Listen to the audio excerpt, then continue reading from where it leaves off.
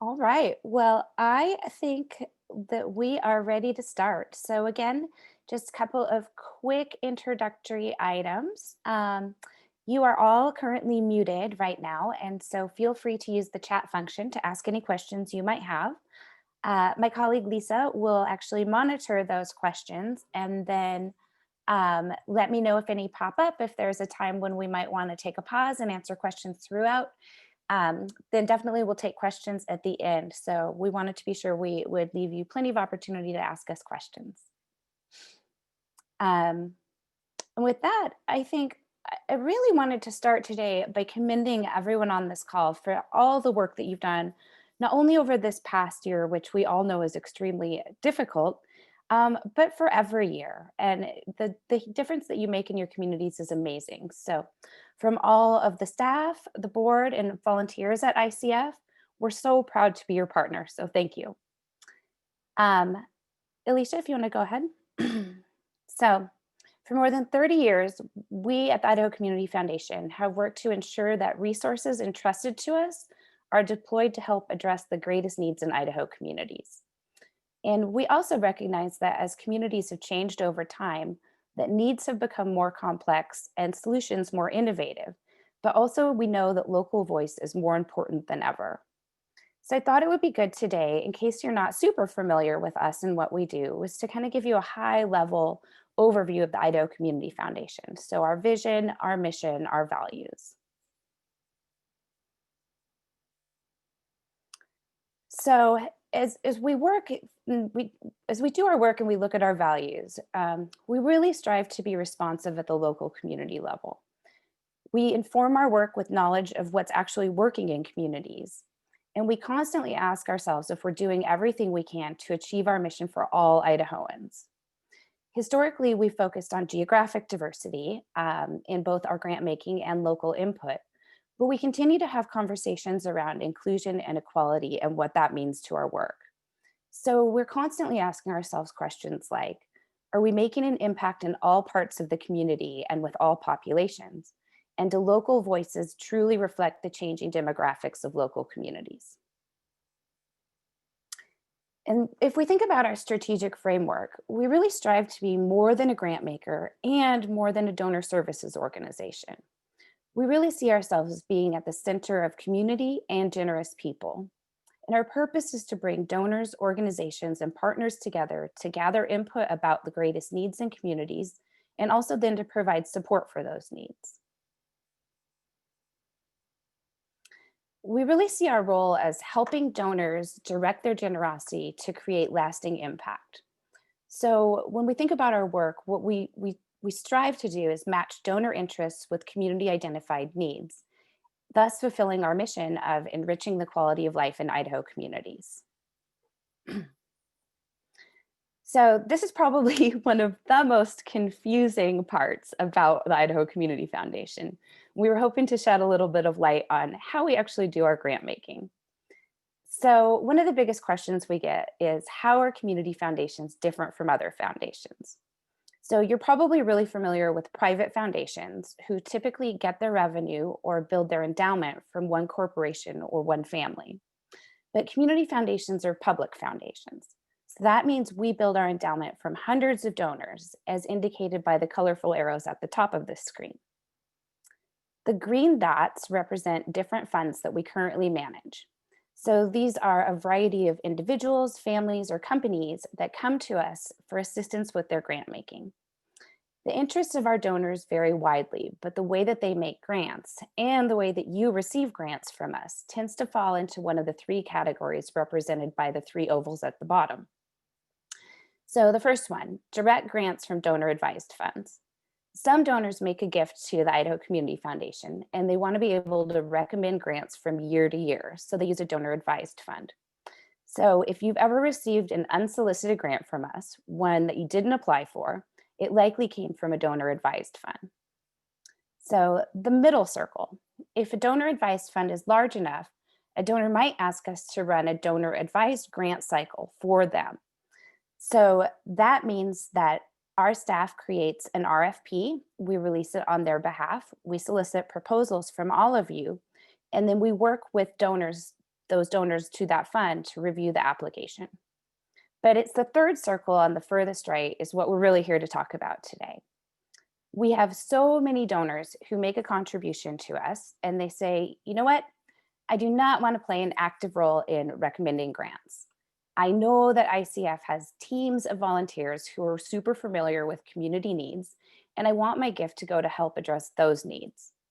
So these donors realize that you, the organizations who are working in communities, are actually best poised to identify and also address the challenges in your own communities.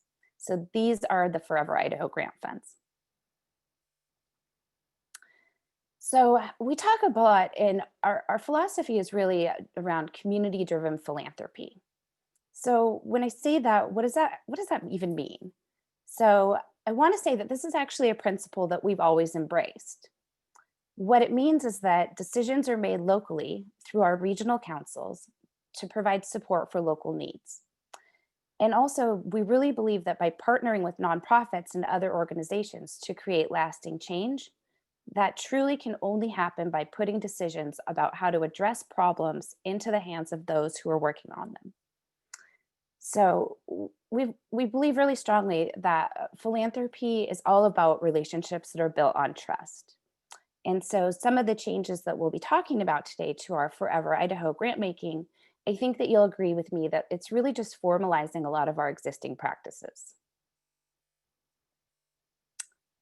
So when I use the word community identified needs, what does that even mean? So you might remember, and many of you probably even participated in a series of community conversations that we held in 2018 and 2019, and also maybe participated in some of our other community research efforts. So what came out of those are these four areas of impact. What's interesting about them is that these were consistent in every community that we talked with, but the way that they manifest themselves is completely different in every community. But the root challenges remain the same. So as we think about areas of impact, we also use additional research like the ALICE report that is completed by the United Way. So ALICE stands for Asset Limited, Income Constrained, but Employed. But it's information like that that really shows how different populations are also impacted in different ways. So in early 2020, we actually started working on incorporating these areas of impact into our Forever Idaho grant making. So I think then it goes without saying that, well, then COVID-19. So I'm sure you've probably heard a lot about this, but I think that it's important to this conversation and how it relates to our Forever Idaho grant practice. But you might remember we immediately sprung into action in partnership with the Idaho Nonprofit Center and also the United Ways across Idaho, and collectively raised over $2 million for our COVID-19 Response and Recovery Fund. But we knew that we had to act quickly to get funding into communities as quickly as possible. We also knew that it had to happen in a way that was not putting additional burdens on nonprofits. The thing we heard most loudly and clearly from everyone was that the most important type of funding would be unrestricted general operating support. So we used volunteers who we called our rapid response grant panels to really make those COVID-19 decisions. So those teams met weekly over a period of months to get grants out the door. Another important thing, and some of you might have been affected by this, is we removed all the restrictions on any 2019 grants, and we also removed reporting requirements. So I'm really proud to share that to date, we have actually distributed over $1.9 million in just COVID grants. But the other thing that I think is really important that came out of our COVID grant making was what we learned. So interestingly, it's not really different from what we already knew and what we had heard from communities, but it was more confirmation for us. So the areas of impact that we talked about before, they were amplified. Needs were different in different regions, and many times were based on pre-existing challenges that were already in communities. So back to those same areas of impact. So we heard a lot of feedback from grantees that the thing that really helped them the most was the general operating funds. So the flexibility that those provided were crucial to success. And we also learned that, really all we need to make informed grant making decisions is a simple application. And we also learned that it's important for us to loosen up on our requirements to report. So that brings us today to talk in more detail about Forever Idaho specifically and what changes are coming. So again, what we learned with COVID and that grant making cycle, it really just confirmed a lot of things that we thought we knew. But our goals with our Forever Idaho grants remain the same. We need to support the greatest needs that are identified by local communities, and then have those decisions about grants being made at the local level by our regional councils. So the regional councils are groups of volunteers who are familiar with community needs, and they help us out by reviewing proposals and making recommendations for grants. Another change is based on population and several other factors, we actually added a new region last year. So we call it the South Central region, and it basically split our previous Southwest region into two. So our Forever Idaho grant cycle, every single county in Idaho is eligible to apply through the 4 cycles. And when I say eligible, I mean all 501c3 public charities, as well as public schools and city and county governments. But if you're part of an organization who's doing charitable work in your community, but you don't actually fall into one of those categories, or you might not have your nonprofit status yet, you actually might still be able to receive a grant from us. We allow something called fiscal sponsorships, which means we can give you a grant, or excuse me, we can grant to a qualifying organization who accepts funds on your behalf. So if you have any questions about that at all, feel free to just contact us directly and we can walk you through that process and talk more about what that looks like. All right, so before I hit on all the differences, I thought it was important maybe to talk about what stays the same. So our deadlines, they are the same as they've always been for Forever Idaho. So you can see them listed there. And then note for the new South Central region, that date remains the same as Southwest, August 15th.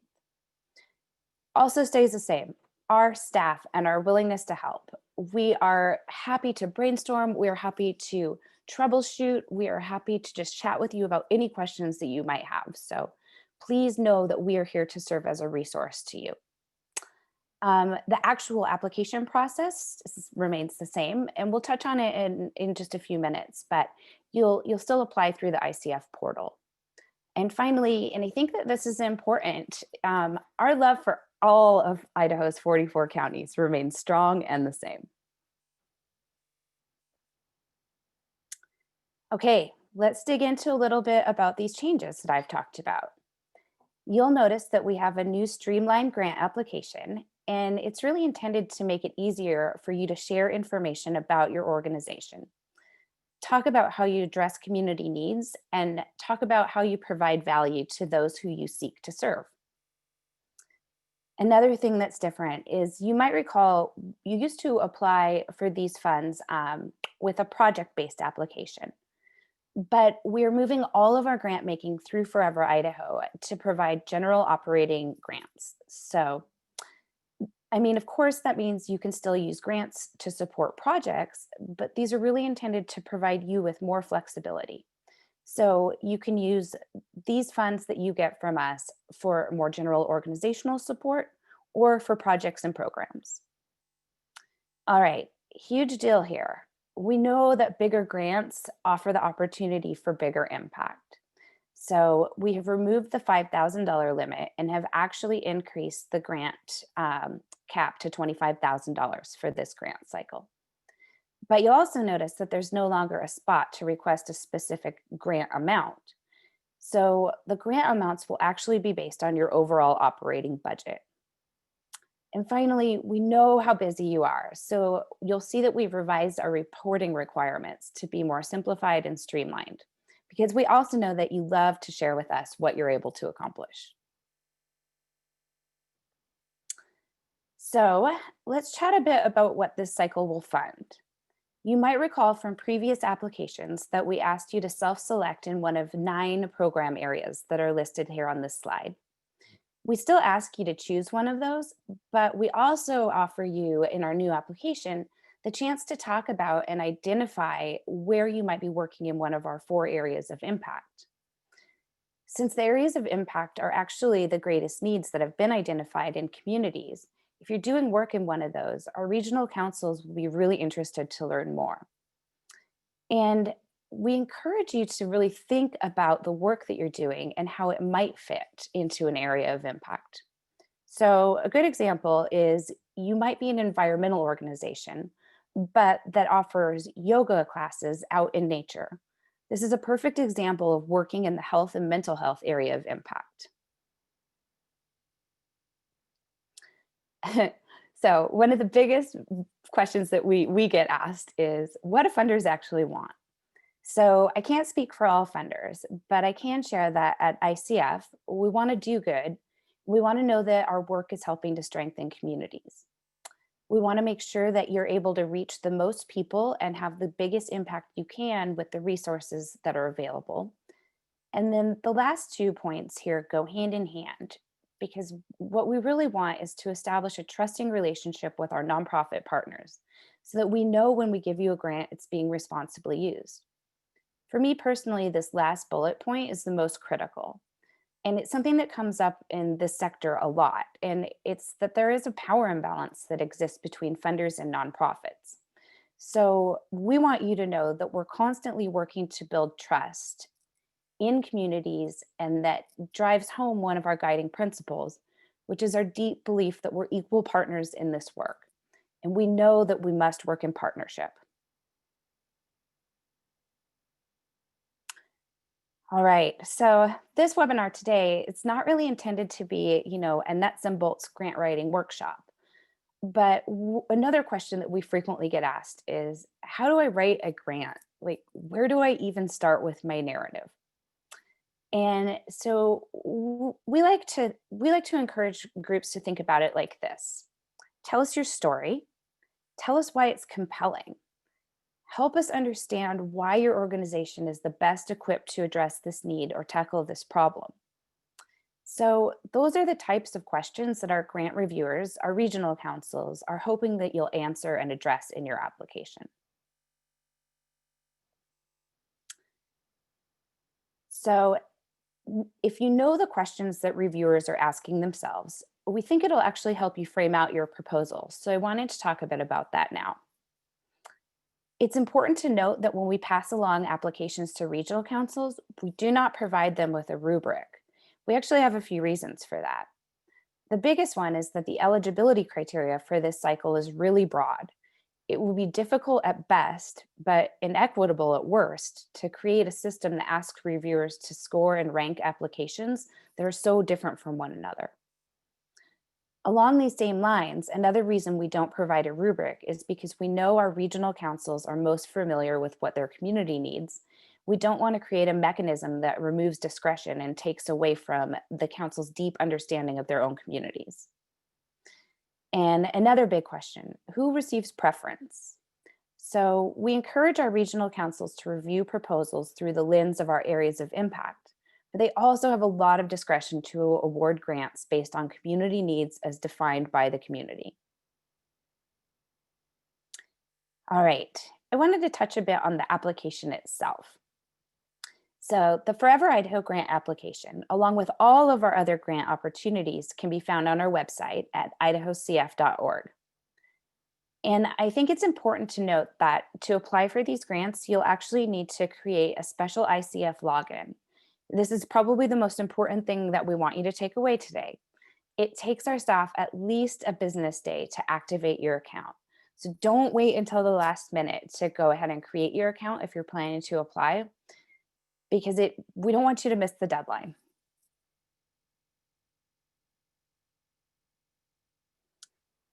All right, a little bit more about the application. And I've said it before and I'll reiterate. Our staff is always happy to help guide you through the application and clarify any questions. But for the sake of this webinar, we really wanted to spend our time talking about the parts of the application where people have most questions, which tends to be the budget. In the new application, we actually only ask one question: what's your operating budget? So this is the amount of money that it takes your organization to keep its doors open in the current fiscal year. What is the amount of money it takes to pay all of your staff, run all your programs, etc.? This is likely the same figure your board approves every year. So again, there is not a place for you to put in a request amount, which means you don't have to try and figure out what's the right amount to ask for. Just tell us about your organization, the great work you do, if you're working within one of our areas of impact, and what your operating budget is. And our regional councils will make dollar funding decisions based on all this information. A couple of tips and tricks. All right, this one's really important too. Throughout this whole webinar, I've mentioned that there are priority areas that tended to be funded a bit more heavily by the regional councils. But I also think it's important to note that regional councils are not the only ones that see your application. As you recall, we have a whole segment of donors who fall into that first oval. They have a donor advised fund with us. And many times they specifically ask us to send them Forever Idaho applications because they use these as tools to educate themselves to inform their own grant making. So it's not uncommon for you to apply to the Forever Idaho grant cycle, perhaps not receive funding in that year, but then you'll probably get an email from Sarah a few weeks later saying a grant is on the way from a separate donor. So we really, really, really encourage you to fill out an application for the Forever Idaho cycle. And then I threw a couple of these FAQs into this presentation because these are questions that have come up since we shared the news about the changes that we're making. So as a reminder, is my organization eligible to apply? All 501c3 public charities can apply, as well as public schools and city and county governments. And remember what I said, if you are awaiting your nonprofit 501c3 status or still doing charitable work in your community, reach out to us because we may be able to help. Here's another question we get quite a bit. This is especially, I think, applicable to maybe universities, school districts, cities, counties, governments. Can my organization submit multiples? So the answer is yes, you can, but we actually would recommend that you coordinate across your organization before you do so. Generally, only one application per organization is likely to receive funding. What if I need funding for a specific project and not general support?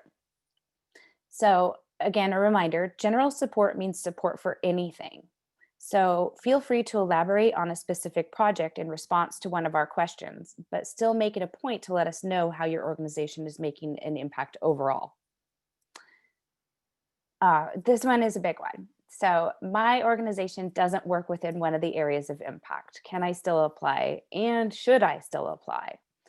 The answer is absolutely yes, you should and still apply. Our regional councils recognize the value that all nonprofits bring to communities. And like I said before, think carefully because you may actually be working within one of those areas of impact. And don't forget, these Forever Idaho applications are seen by more than just our regional councils. Don't forget about those donor advised funds. And then how do you decide how much funding we'll receive without a request amount? So again, this will be based on your organization's operating budget and then some other factors that'll be taken into consideration by the regional councils. Well, which leads me to the end of the sort of prepared comments that we had for you today and really wanted to open it up for questions. I can see that there are a lot. So give me a second here or Lisa, do you want to just go ahead since you've been monitoring the questions?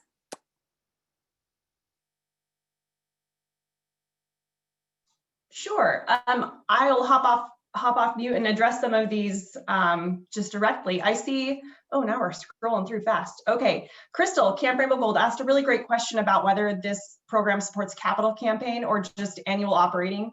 And the beauty of this new community-driven process is that we understand that no one knows what you need better than you.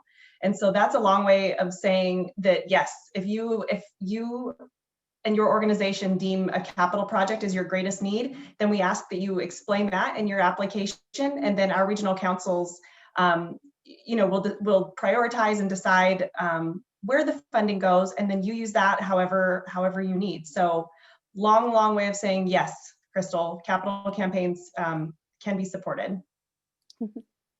What else do we have here? Oh, here's a good one from Charlene. Do we have to pick one area of impact? What if we cover more than one? That is a great question, and important. Thank you for asking that, because we recognize that all of those areas of impact are completely intersectional.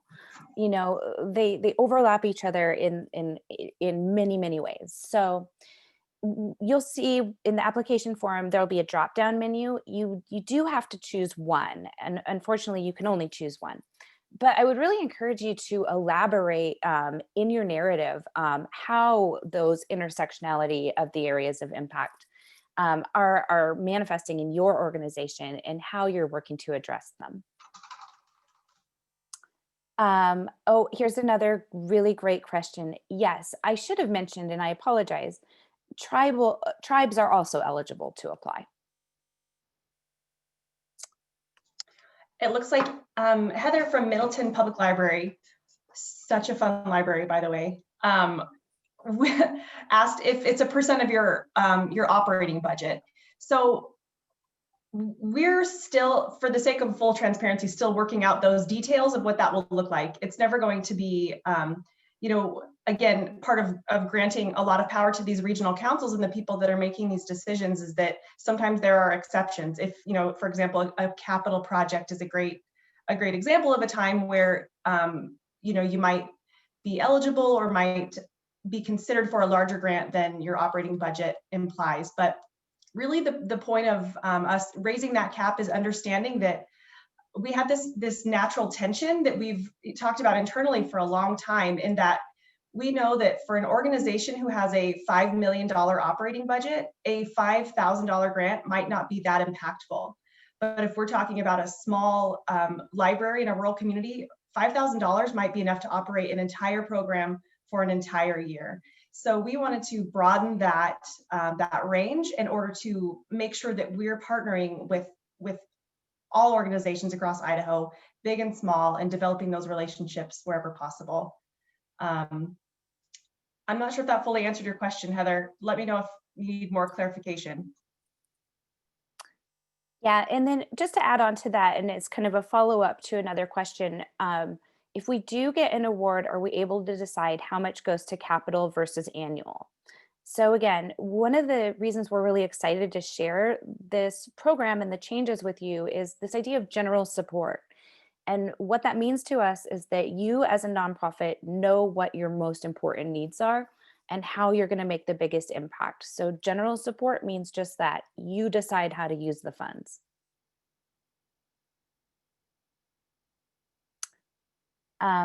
Lisa, we had a question that I'm hoping you might answer about, will this grant replace or include the Idaho Future Fund as well? Could you talk about that? Great question. Yes, I saw Dennis. Hi, Dennis. Good to see you. The Idaho Future Fund is its own grant program. It's just that those old deadlines used to coincide with the regional programs. We recognize that the deadlines that were self-imposed were inhibiting some organizations. And a good example is in the East. So the deadline for the Idaho Future Fund, and that's a program which provides, it supports gaps in education. That deadline was June 15th. And that's problematic for a lot of teachers who might apply that are out of school at that time, or really busy toward the end of the year. So in order to make that process as equitable as possible and try to meet schools and educational organizations where they are, That deadline has been changed to March 1st. So that update was just in our e-bulletin that came out this week. I'll be sending a separate email to address those changes. But yes, Idaho Future Fund is its own cycle. New deadline, March 1st. Here's a really great question that I'm glad you asked. And this is specific to the University of Idaho, but I think it probably applies to all similar type institutions.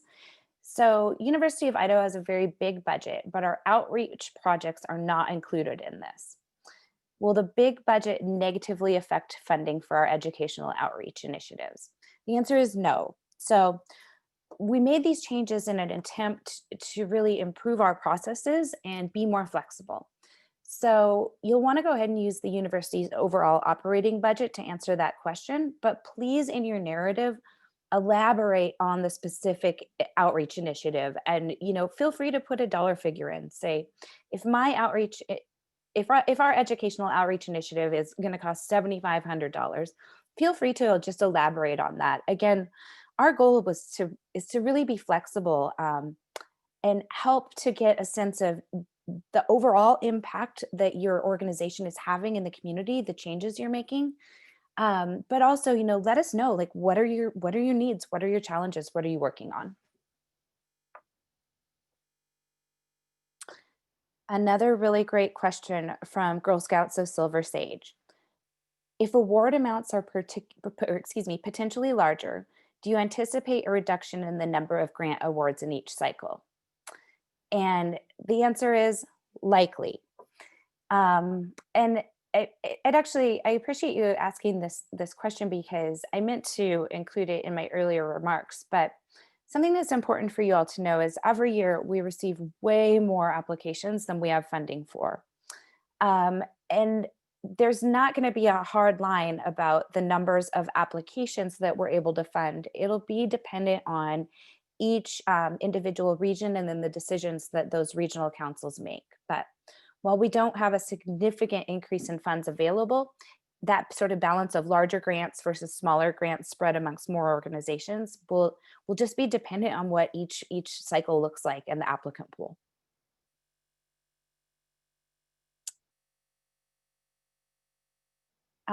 It looks like there's a follow-up, Lisa. Can you apply for both Idaho Future Fund and Forever Idaho grants? Big yes.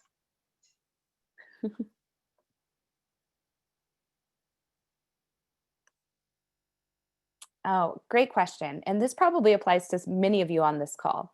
Our programs are statewide. Is it better to apply in all regions or focus on applying in just one? So the answer to that is we unfortunately don't have a statewide cycle that we run. So you're going to have to choose one. But I would really make it clear in your application that the work you're doing is statewide. Talk about what that looks like and talk about the impact that you're having across the state.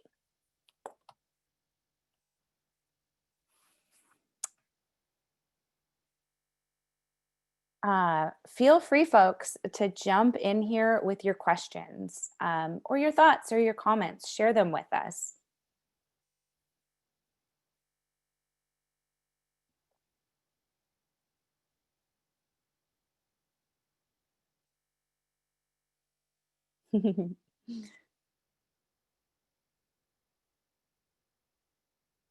All right. Sorry, I'm just kind of scrolling through the questions here. I wanted to be sure that we addressed everything.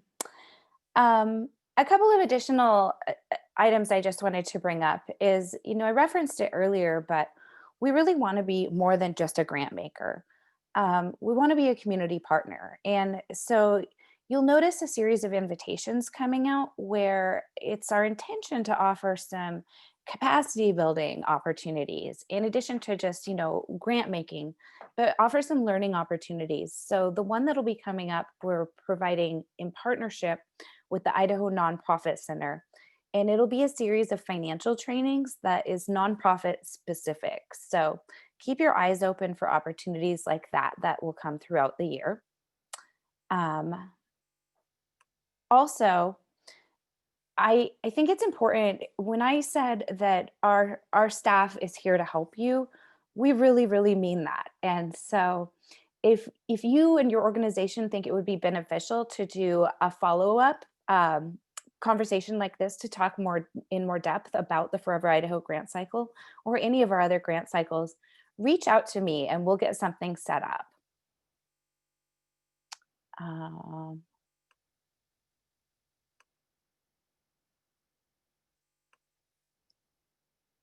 oh, Lisa, go ahead.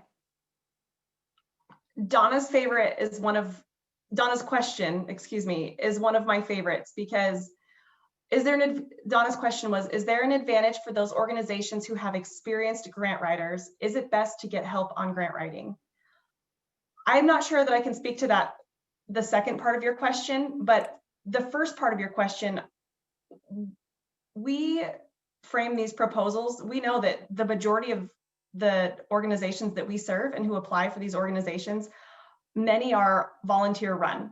A lot of them don't have large development departments or even paid grant writers. And we have developed this application with that in mind. So we always want to make sure these questions are, we hope that they're easy to understand, easy to answer. And if they're not, let us know, because we'll always walk you through how to answer them.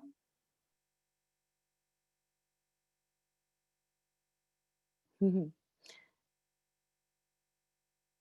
Um, ah, Sorry. Lots of more questions are coming up. I'm trying to keep track of the scroll. Okay, here is a great question from Laura Bracken. So besides the grant application itself, how else do we develop a relationship with you?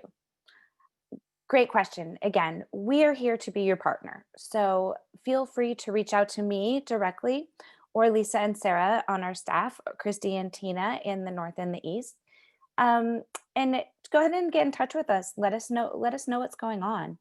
Um, Unfortunately, we're still unable, obviously, to travel and do in-person events. But as things open up, we hope to get back to that. And we would love to be able to meet you when we are on the road. Oh, and so my apologies, everyone. I totally misspoke when I answered a question earlier, and that was about the statewide. So I am still learning in this role. And so take back what I said if you do statewide work. I said you're going to have to choose one region. That was wrong. You should go ahead and apply in each region for the work that you're doing. Thank you for asking that clarification.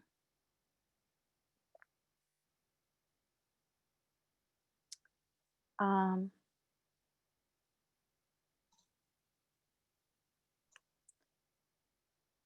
Reports, grant reports for 2020.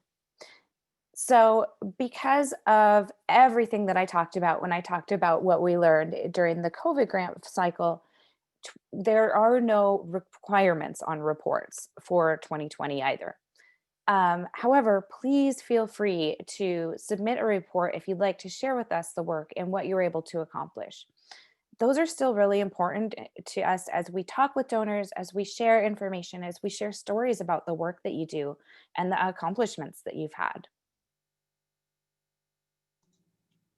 I would just hop in and add that yes, we recognize again things that we're learning in this COVID environment and continuing to implement is that no one is better suited to define their own success than you. So we have taken those reporting requirements away, but just like Kara said, but that only applies at this time to Forever Idaho and the Idaho Future Fund. So we do have several other grant opportunities that are listed on our website, and many of those donors really read and comb through those reports in order to determine what they'll fund the following year. So just to be clear there that the removal of the end of grant report is not for all cycles. Oh, yes, good point. Thank you, Lisa.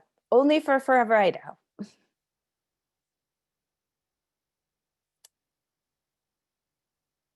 All right. Other questions from folks? Yes, we will share this out as a recording. And if you have colleagues or other folks that you work with and talk to that missed out on the fun that we had today, we'll also be doing a repeat of this exact same webinar on January 27th. So we'll be sending out an invitation to join us for that shortly as well.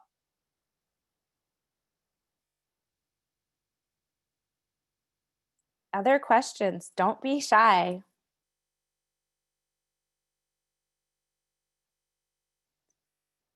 I think that then I'm not seeing a lot more come through. So I think that I would just like to close again by saying thank you, thank you, thank you for all of the work that you do in all of the communities that you serve. It's become, I think, especially apparent over the past year to everyone what important work you do and how you care for your communities.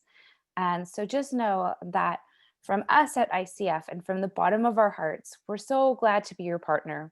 We hope that you will reach out to us again as a trusted colleague and as a resource, especially as we've unveiled some of these changes and things are a little bit different. So again, never ever hesitate to reach out to any of us because we're glad to help. All right.